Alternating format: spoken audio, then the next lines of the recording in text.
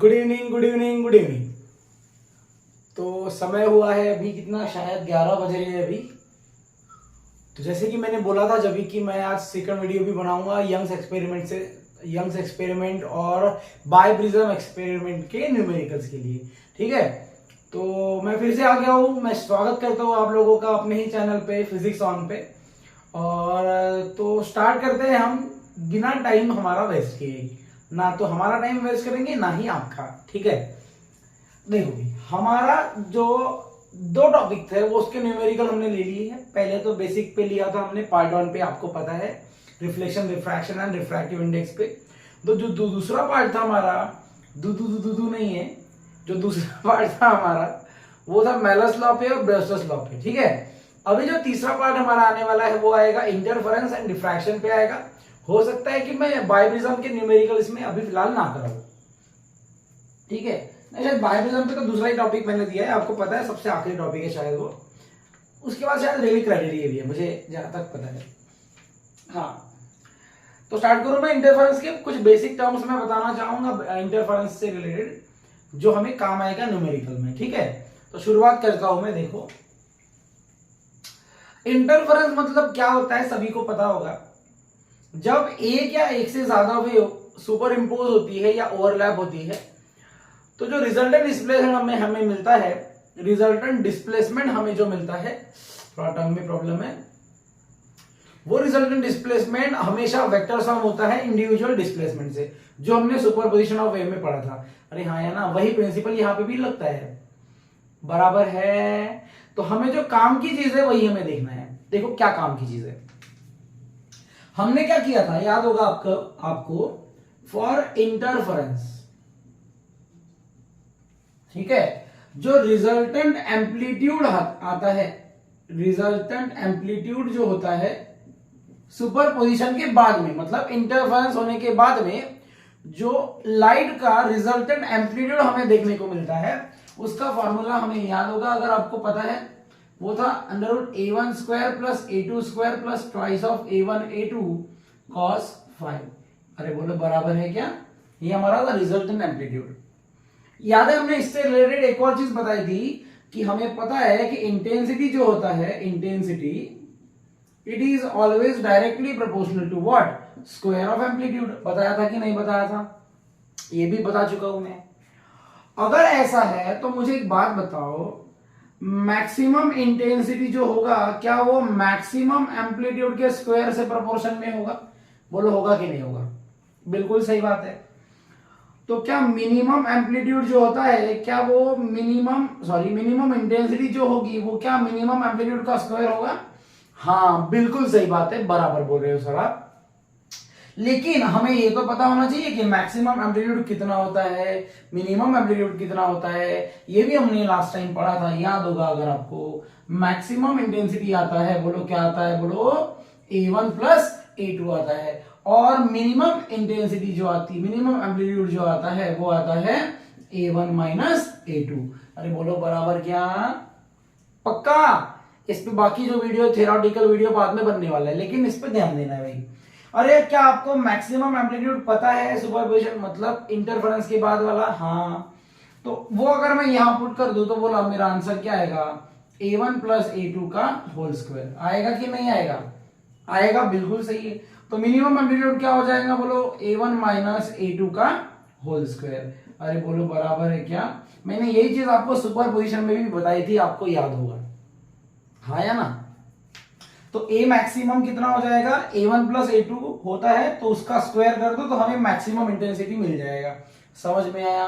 अब मुझे एक बात बताओ, अगर आपको पूछा गया है I maximum divided by I minimum, तो क्या आपका फॉर्मूला यही होना चाहिए, a1 plus a2 divided by a1 minus a2 इसका होल स्क्वायर। बोलो आएगा कि नहीं आएगा? पक्का? समझ गया?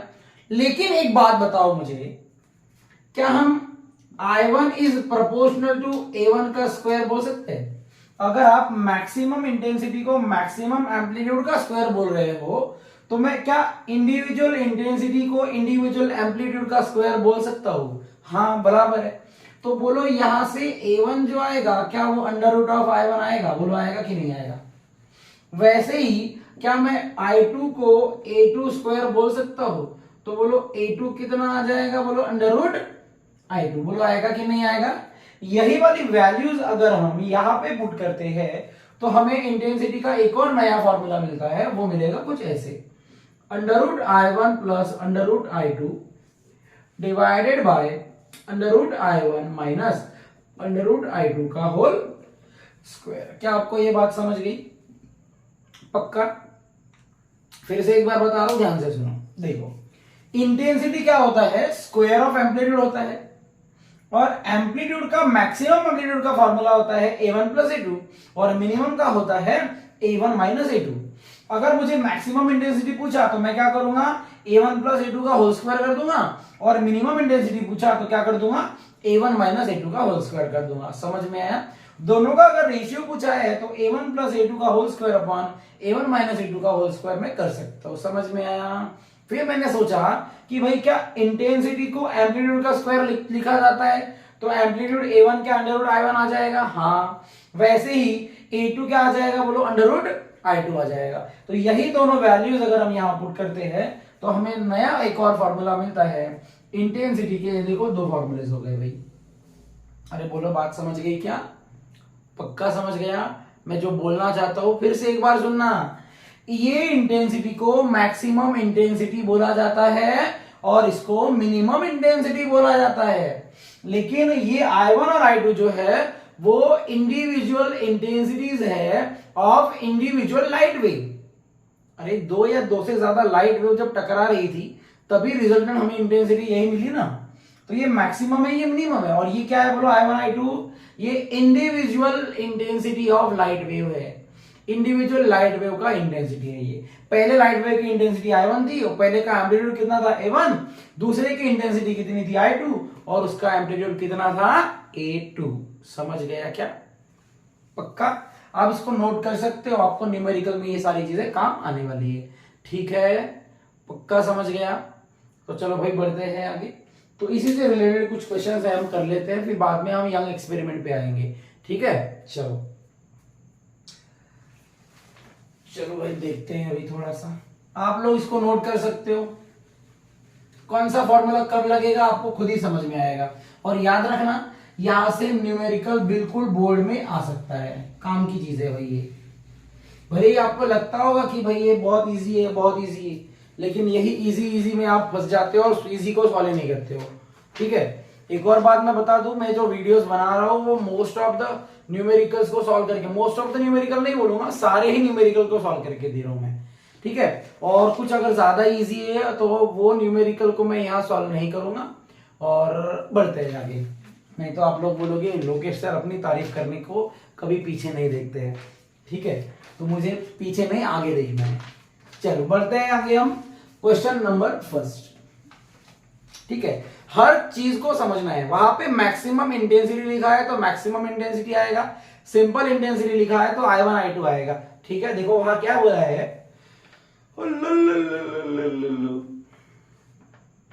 To coherent sources whose intensity ratio, intensity का रेशियो दिया हुआ है, मतलब वहां पे मैक्सिमम इंटेंसिटी ऐसा वर्ड यूज नहीं हुआ है, तो हम क्या बोलेंगे गिवन में कि वो क्या दिया है, बोलो भाई जल्दी से, I1 डिवाइडेड बाय I2। क्या आपको ये बात समझ गई? बोलो कितना दिया हुआ है? 25 डिवाइडेड बाय 1। वो इंटरफेरेंस बना रहा है, ऐसा बोल रहा है, प्रोड्यूस कर रहा है। Calculate the ratio of amplitude of light wave coming from them. वो बोल रहा है A1 बाय A2 का रेशियो निकाल के दिखाओ। अरे मुझे एक बात बताओ भाई, अरे यही तो फॉर्मूला लगेगा ना। हम बोलेंगे वी नो दैट, हम बोलेंगे हमको पता है। क्या पता है? हमको पता है कि I is directly proportional to A square होता है।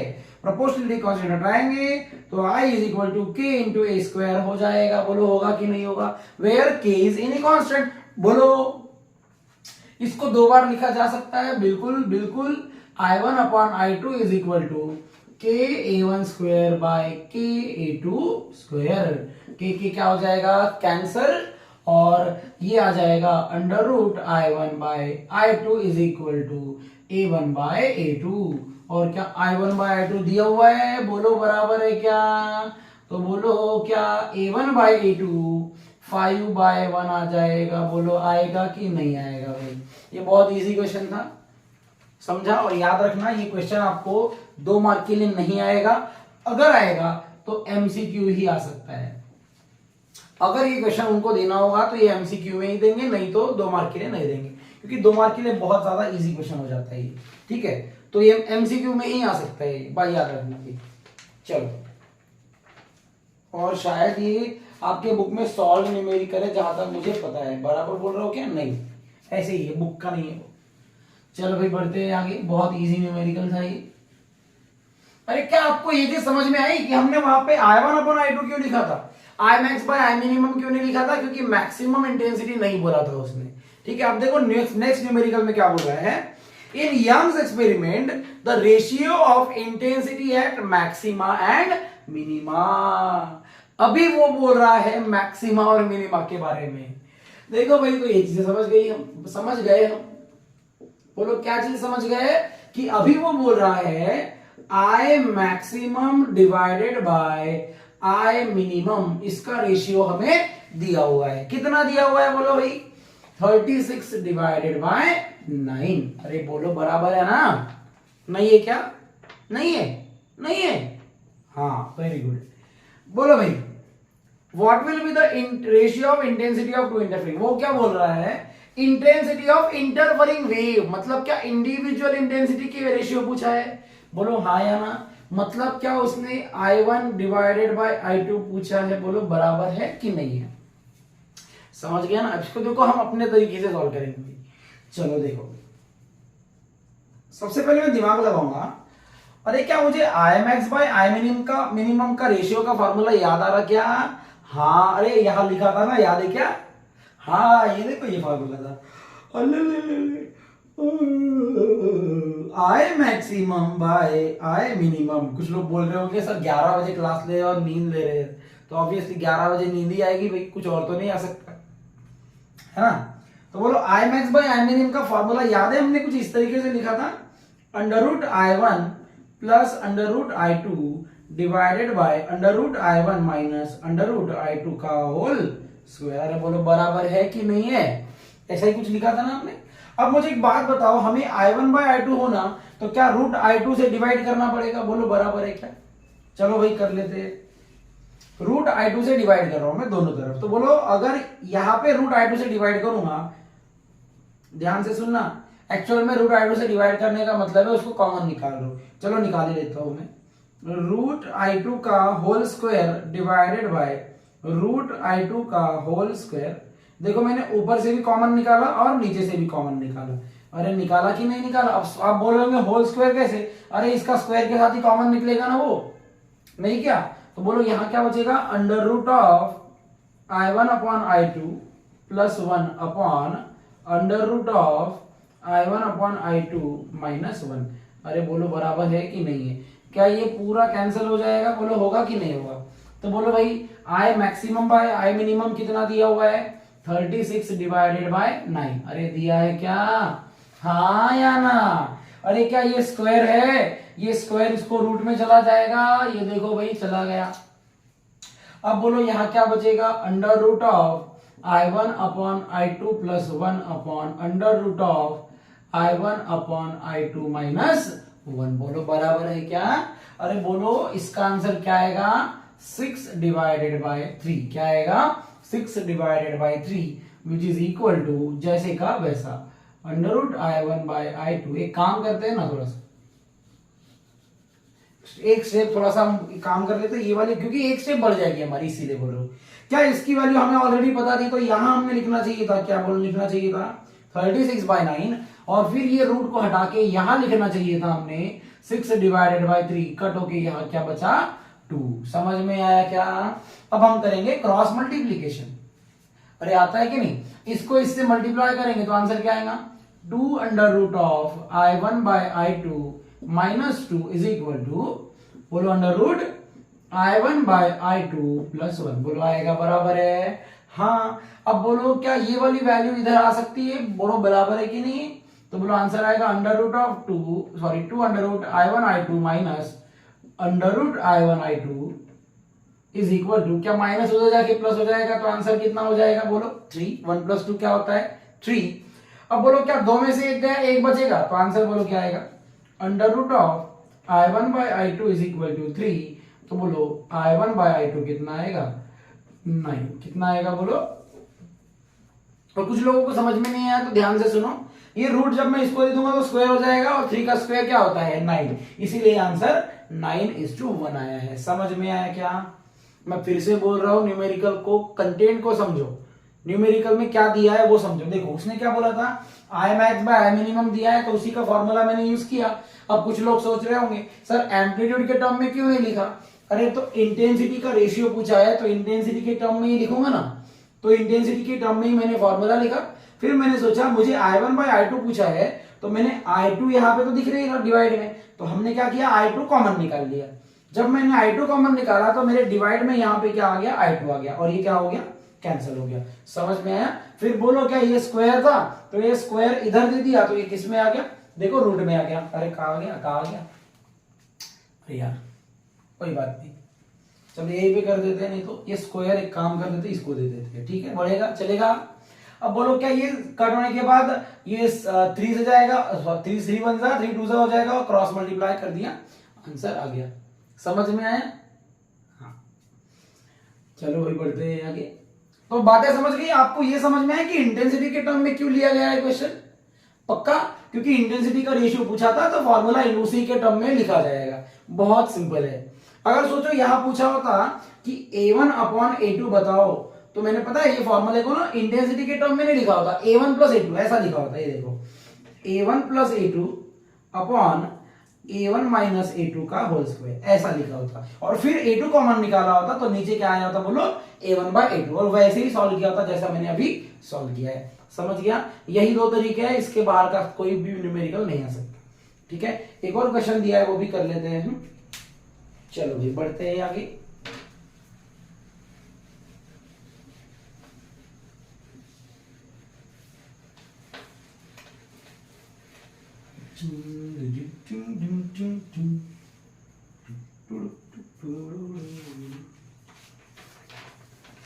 देखो भाई क्या बोला है अभी, point number question number 3।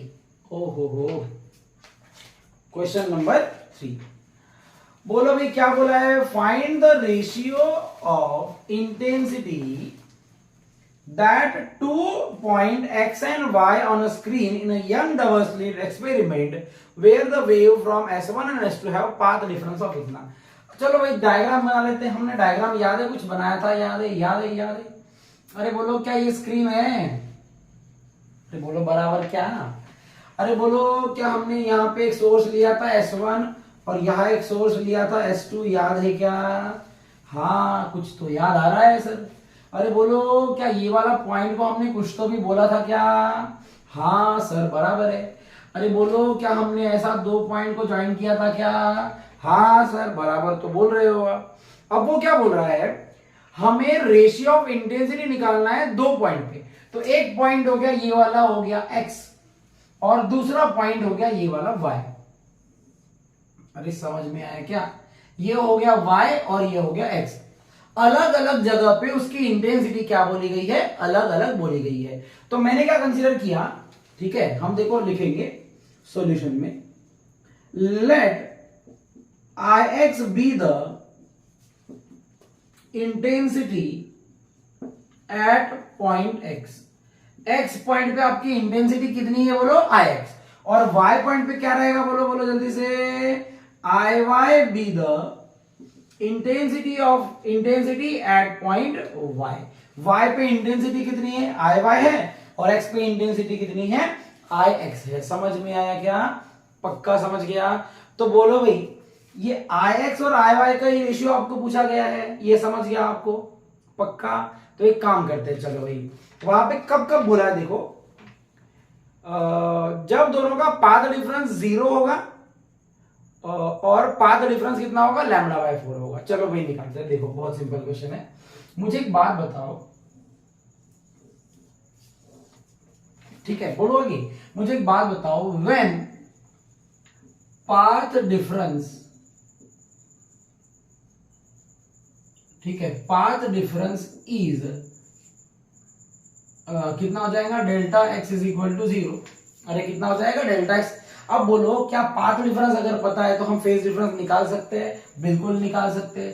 So therefore delta f is equal to, क्या फॉर्मूला था बोलो, 2 pi by lambda into path difference. बोलो बराबर है। अब अगर डेल्टा एक्स ही 0 है तो डेल्टा फाई भी कितना हो जाएगा, बोलो 0 हो जाएगा। क्या आपको ये बात समझ गई? अगर डेल्टा एक्स ही 0 है तो 0 इंटू कुछ भी करो तो आंसर क्या आएगा, 0 ही आएगा। हाँ या ना? क्या हमें फाई मिल चुका है?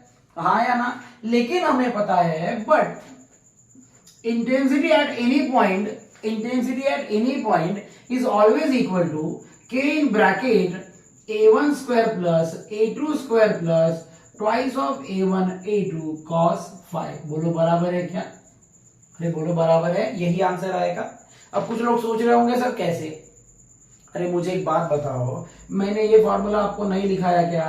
Under root of a1 square plus a2 square plus twice of a1 a2 cos phi नहीं लिखाया?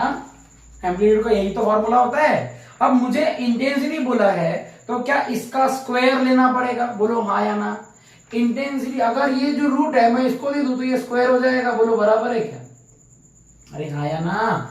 अब बोलो क्या ए स्क्वायर को ही इंटेंसिटी बोला जाता है? हाँ, लेकिन हमने ऐसा बोला था कि intensity is square of amplitude, तो प्रोपोर्शनलिटी कांस्टेंट हटा के मैंने वहां पे क्या लिख दिया, बोलो के लिख दिया। अब इसको और इसको कंपेयर करो, देखो ए स्क्वायर की जगह पे ही मैंने क्या लिखा है, ये ब्रैकेट की टर्म लिखी हुई है। बोलो समझ में आया क्या? प्रोपोर्शनल इंटेंसिटी किससे प्रोपोर्शनल होता है? एम्पलीट्यूड के स्क्वायर से होता है। और प्रोपोर्शनलिटी कांस्टेंट को हटा के इक्वल टू दिया तो एक कांस्टेंट दे दिया के। अब बोलो के की जगह देखो के लिखा है और ए स्क्वायर की जगह क्या लिखा है, बोलो ये जो मैंने ब्रैकेट ये जो लिखा है देखो वही लिखा है भाई। समझ में आया क्या? तो इंटेंसिटी का ये रहा किसी भी पॉइंट पे फॉर्मूला। अब मुझे पहले आई एक्स बताना है और आई एक्स के लिए पाथ डिफरेंस कितना बोला गया है, बोलो 0। और आई वाई के लिए पाथ डिफरेंस बोला गया है लैम्बडा बाय 4, वो बाद में देखते हैं। ठीक है, तो path difference at point x point पे पाथ डिफरेंस कितना बोला है, कितना बोला है, 0। ठीक है, तो बोलो भाई फिर आई एक्स का फॉर्मूला क्या ऐसा ही हो जाएगा? बोलो होगा कि नहीं होगा? लेकिन पहले हम लिखेंगे। हाँ, अब बोलो फॉर्मूला क्या आएगा, I x is equal to के in bracket a1 square plus a2 square plus twice of a1 a2 cos phi कितना बोला है, 0। अरे बोलो हाँ या ना? तो बोलो आई एक्स कितना आ जाएगा, के इन ब्रैकेट दोनों को सॉल्व करो। अरे cos 0 क्या 1 होता है, और यहाँ पे क्या a plus b whole square का फॉर्मूला आ जाएगा, तो फॉर्मूला बनेगा a1 प्लस a2 का whole square. This is equation 1। अरे बोलो बराबर, यही वाले फॉर्मूले में दोनों फॉर्मूले पुट करने हैं। ठीक है, ये हो गया हमारा फर्स्ट केस। अब सेकंड केस क्या आएगा, बोलो when path difference delta x is equal to कितना हो जाएगा, लैम्बडा बाय 4। कौन से पॉइंट पे, एट पॉइंट y। अरे हाँ या ना? अब मुझे एक बात बताओ, आप डेल्टा एक्स है तो डेल्टा फाई अगेन निकाल सकते हो। बोलो डेल्टा फाई कितना आ जाएगा, जल्दी बोलो, 2 pi by lambda into delta x. Delta x कितना है, लैम्बडा बाय 4। क्या लैम्बडा लैम्बडा कैंसिल हो जाएगा? हाँ। क्या ये भी 2 से कैंसिल हो जाएगा, बचेगा 2, तो आंसर क्या आएगा, पाई बाय 2। कितना आएगा, पाई बाय 2 मतलब 90 डिग्री होता है। कितना होता है? हाँ। तो बोलो भाई अब एक काम करो, यहाँ पे y के लिए सॉल्व करो इसको। बोलो आंसर क्या आएगा, आई वाई इज इक्वल टू के in bracket a1 square plus a2 square plus twice a1 a2 cos pi by 2। और cos 90 कितना होता है, 0। तो बोलो क्या ये पूरा का पूरा टर्म 0 हो जाएगा?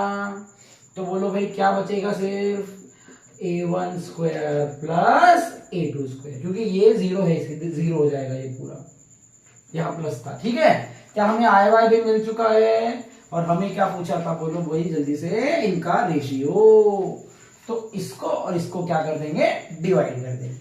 बोलो भाई तो क्या आंसर आएगा, I X upon I Y is equal to, बोलो जल्दी से, क्या के और के कैंसिल हो जाएगा? हाँ, तो इसका आंसर आएगा a1 प्लस a2 का whole square divided by a1 square plus a2 square. समझ में आया? फिर से एक बार बताऊंगा, ध्यान से सुनना। उसने क्या बोला कि इंटरफेरेंस पैटर्न में हमें 2 पॉइंट्स ऐसे लेने हैं जहां पे पहले का पाथ रेफरेंस कितना था 0 और दूसरे का पाथ रेफरेंस कितना था λ/4। तो उन्होंने बोला इन दोनों की इंटेंसिटी का रेशियो मुझे निकाल के दिखाओ। तो मैंने बोला कि x पे जो इंटेंसिटी है वो कितनी है, Ix है, और y पे इंटेंसिटी कितनी है, Iy है। x पॉइंट पे पाथ डिफरेंस कितना है 0, तो पाथ डिफरेंस से मैंने क्या निकाला, फेज डिफरेंस निकाला, और यही फेज डिफरेंस इंटेंसिटी के फॉर्मूले में पुट कर दिया। तो Ix मुझे मिला k in bracket a1 plus a2 का होल स्क्वायर। वैसे ही y पे क्या किया, y पे हमें क्या दिया है, पाथ डिफरेंस λ/4, तो फेज डिफरेंस निकाला मैंने π/2 आया पुट करके, यही फेज यहाँ पे पुट किया, ये होता है 0, मतलब यहाँ बचा a1 square plus a2 square, दोनों को क्या कर दिया, डिवाइड। तो मेरा आंसर आ गया, सिंपल, समझ गया। अब कुछ लोग सोच रहे होंगे सर आपने यही वाला फॉर्मूला क्यों यूज किया। अरे सिंपल है, इंटेंसिटी का रेशियो पूछा है और ऐसा बोला है क्या a1 प्लस a2 वगैरह दिया हुआ है क्या वहां पे, कुछ नहीं। तो हमें सिंपल है a1 और a2 की टर्म में आंसर निकाल सकते हैं। हाँ, अगर आप चाहो तो इंटेंसिटी के टर्म में आंसर लिख सकते हो, लेकिन ये Ix और Iy itself is a particular intensity, तो हम इंडिविजुअल इंटेंसिटी के टर्म में इसको लिख सकते थे, ऐसा लिख सकते हैं उसको, देखो ये वाले फॉर्मूले को ऐसा लिख सकते थे आप। अरे क्या a1 की जगह √I1 लिखा जा सकता है, बोलो बराबर है, लेकिन हमें लिखना ही नहीं है वो, हम काय को लिखेंगे, हमें a1 और a2 की टर्म में लिखना है। समझे, अगर आपकी इच्छा है तो लिख सकते हो, इसकी जगह √I1, इसकी जगह √I2, यहाँ आ जाएगा I1, यहाँ आ जाएगा I2, समझा। चलो भाई बढ़ते हैं आगे, ठीक है। क्वेश्चन नंबर 3 हो गया, क्वेश्चन नंबर 4 आते हैं भाई। अभी देखो भाई, देखो देखो जल्दी जल्दी देखो, मुझे पता है ये कंप्लीट वीडियो इंटरफेरेंस का स्टार्ट होगा कि नहीं होगा पता नहीं, लेकिन इतना तो कंफर्म बता सकता हूँ कि जितने क्वेश्चंस मैंने अभी कराए वो आप लोगों को समझ में आ गए हैं, और ना समझे तो वो अनाड़ी नहीं है, उसको डबल देखना है, समझ में आ जाएगा, ठीक है।